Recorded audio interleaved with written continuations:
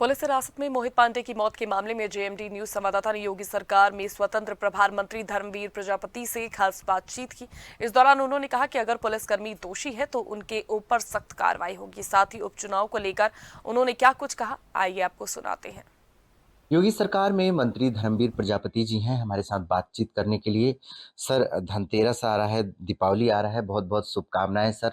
हमारे चैनल की तरफ से आपको बहुत-बहुत आप शुभकामनाएँ और बहुत स्वागत है सर हमारे चैनल में। देखिए, मेरी ओर से भी आपके सभी स्टाफ को और आपके दर्शकों को मेरी ओर से दीपावली के जो पंच दिवसीय त्योहार होता है उसकी हार्दिक मंगल कामनाएं।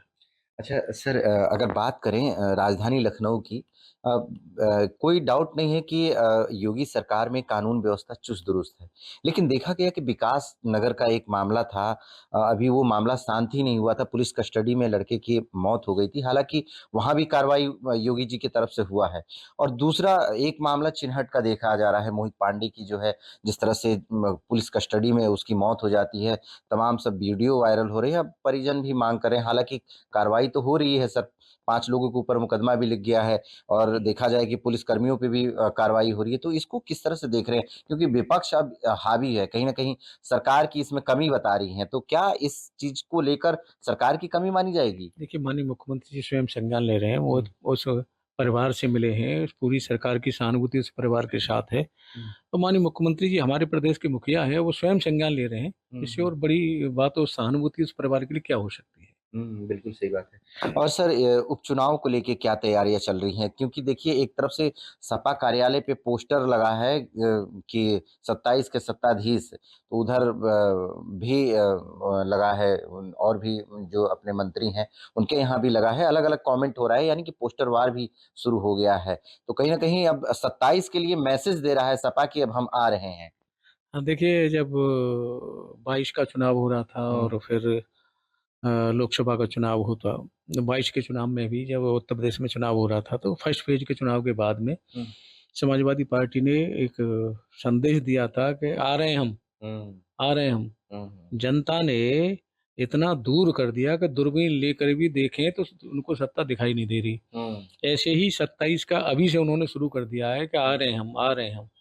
हुँ, 27 के आते-आते उत्तर प्रदेश की जनता उनको इतना दूर कर देगी सत्ता से कि दूरबीन से उनको सत्ता दिखाई नहीं देगी हुँ, और भारतीय जनता पार्टी के नेतृत्व में हुँ। तीसरी बार फिर सरकार बनेगी।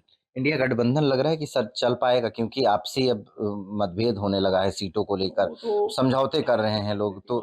हरियाणा में भी हुआ, महाराष्ट्र में भी अब चल रहा है, यहाँ भी है। हुँ, तो ये तो दिख रहा है सबको हुँ, और उत्तर प्रदेश की नहीं, देश की जनता समझ रही है, जान रही है। सब उत्तर प्रदेश की जनता भी समझ रही है हुँ, और हम पूरे तरह से संगठन और सरकार हुँ, दोनों मिलकर के पूरी तैयारी के साथ हम लोग चुनाव में जा रहे हैं और हम लोगों की पूरी तैयारी है और चुनाव परिणाम हमारे पक्ष में रहे, इस हुँ। आधार को लेकर के हम लोग काम कर रहे हैं। बिल्कुल, कहीं न कहीं योगी सरकार में कानून व्यवस्था की बात करें या अन्य चीज़ों की बात करें, सभी चीज़ें चुस्त-दुरुस्त दिख रहा है। त्योहारों के लिए भी अलग से एक व्यवस्था किया गया है, चाहे छठ पूजा की बात करें या दीपावली की बात करें या भैया दूज की बात करें, सभी त्योहारों को अलग तरीके से यहाँ पर राजधानी लखनऊ की अगर बात करें, सुरक्षा व्यवस्था से लेकर रूट डायवर्जन तक जो है, सभी पर ध्यान दिया गया है। और आने वाले उपचुनाव का भी बिल्कुल ज़ोरों से तैयारी देखी जा रही है और साथ में 27 की भी तैयारी विपक्ष की और योगी सरकार की, दोनों की जम की तैयारी देखी जा रही है। अब देखने वाली बात ये रहती है कि उपचुनाव में क्या नतीजे आते हैं। सभी पार्टियाँ अपनी-अपनी तरफ से तैयारी तो कर रहे हैं, लेकिन उपचुनाव का नतीजा क्या होता है, ये देखने वाली बात होगी। लखनऊ से कैमरा पर्सन सौरभ के साथ राजन सिंह, जेएमडी न्यूज़ के लिए।